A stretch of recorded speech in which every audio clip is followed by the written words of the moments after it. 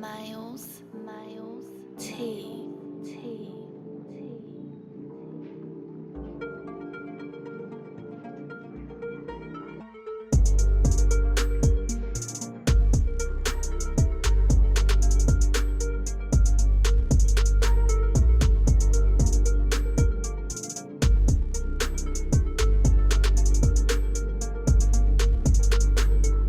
A year ago, there really wasn't too much about the Charlotte Hornets to feel good about. They had missed on a lot of draft picks over the years, but the one pick that turned into a star was Kemba Walker. But with Michael Jordan in the front office making so many bad decisions on contracts, the Hornets were in a position financially where it really didn't make any sense to give Kemba Walker the max contract he deserves. Giving Kemba that kind of money would have put the franchise in luxury tax territory. Being in luxury tax when you're a championship contender is reasonable, but when you're not even a playoff team, that's the worst position a franchise could be in. So the Hornets decided to engage with the Boston Celtics in a sign and trade deal that gave them combo guard Terry Rozier. Even though Rozier was not going to replace the production that Kemba gave them, adding him in his 3-year contract was really the best choice for the franchise moving forward. He's on a reasonable short-term contract that will help the Hornets be flexible in the future.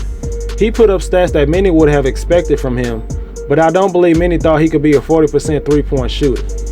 Rozier evolved into one of the NBA's best catch-and-shoot players from three, making 46% of them. Why was Rozier getting a lot of catch-and-shoot opportunities? Because of their breakout star Devonte Graham, the former second-round pick. Every team needs to have a little luck, whether it's in free agency, a trade, or in the draft.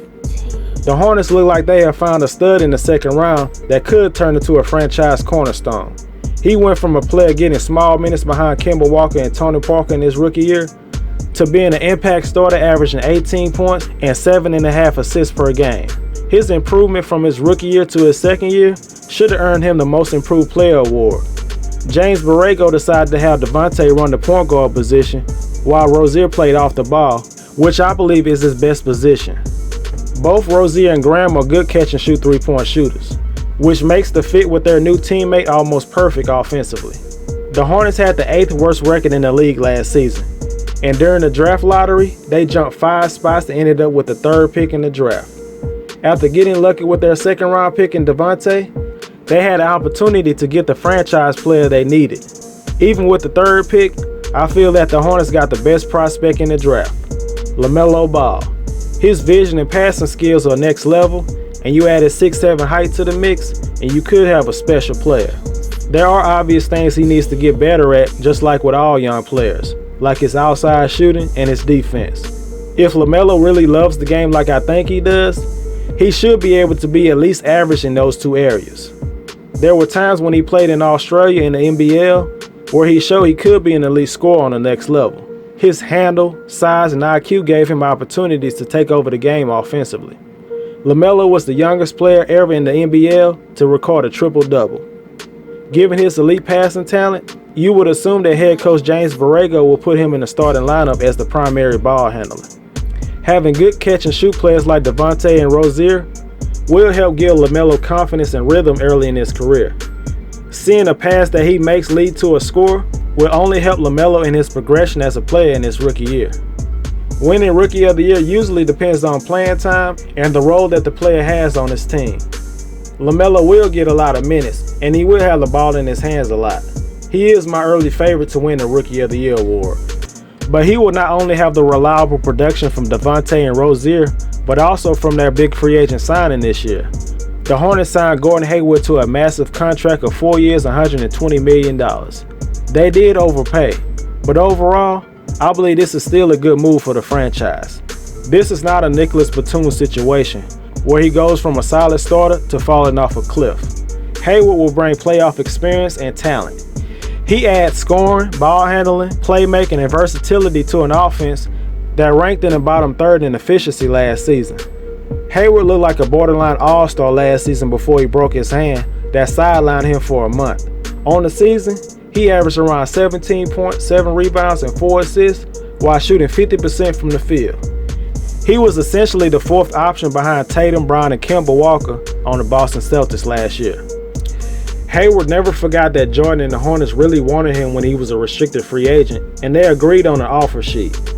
You add to the fact that Hayward wanted a larger role in the offense, and signing with the Hornets was an easy decision for him. He brings a much-needed playoff-tested veteran presence in the locker room, where most of the players are under the age of 25 and haven't even sniffed the playoffs. Head coach Borrego now has a veteran that can help bridge the gap to the team's young core. Devonte Graham wasn't the only surprise from last year. You can also add their 2019 first-round pick in P.J. Washington and the two twins Caleb and Cody Martin. Washington was such a reliable player last year, and he earned an all-rookie selection on the second team. He became the 13th player in franchise history to receive all-rookie honors, and the first to receive that honor since 2014. It didn't take long for Washington to prove that he was worthy of a lottery pick. In his NBA rookie debut against the Chicago Bulls, he made 7 3-pointers, which was the most in NBA history for a player in his debut. He ended up with 27 points. He obviously didn't stay that hot all season, but the organization knew they made the right decision with their 12th pick in 2019. This is the type of pick that can help drag a bad team into playoff contention. Not many expected much from the Martin twins. Cody was drafted with the 36th pick in 2019, and Caleb went undrafted. Their season averages might not blow you away, but they show they can impact the game in a lot of ways. They both give 110% effort every night and are the ultimate professionals. They play with the mentality that nothing is guaranteed and you have to fight to stay on the court, which is actually true for both players. That mentality is exactly what a struggling franchise needs on their roster. Players who are unselfish and plays with great effort will always have a positive impact on the team. A player like Malik Monk will have to play the best he's ever played in the NBA to keep these two guys off his heels and taking his spot. Monk has had his moments. There have been plenty of games where he doesn't play at all, and then he'll have a stretch of games where he put up real numbers. He now enters the final year of his rookie contract. Many players in his draft class have received max extensions, including his Kentucky teammates De'Aaron Fox and Bam Adebayo. Cody and Caleb Martin look like they could be better options than Malik Monk.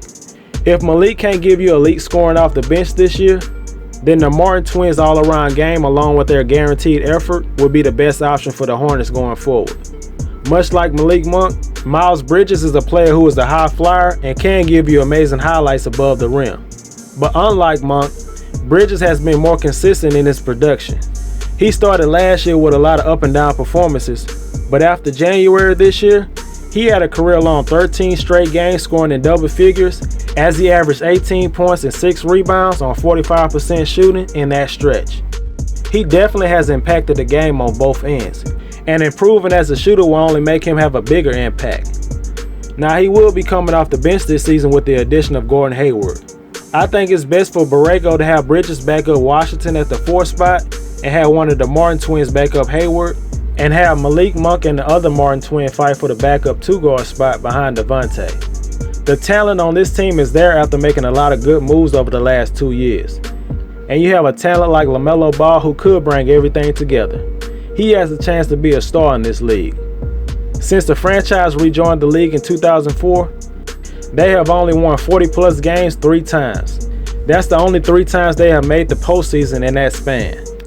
Head coach James Borrego is yet to make that much of an impression in Charlotte, winning only 49 games in 2 seasons.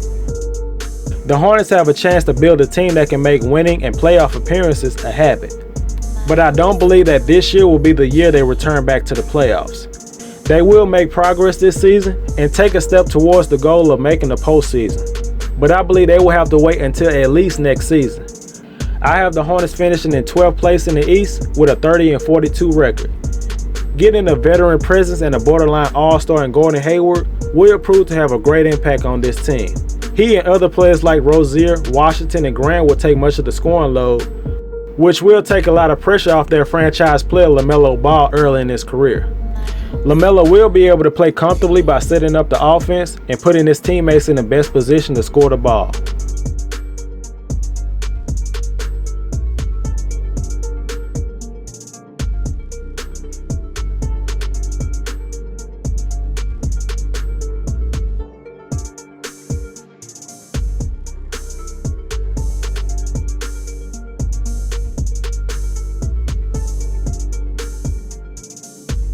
If you enjoyed the video, hit the like button.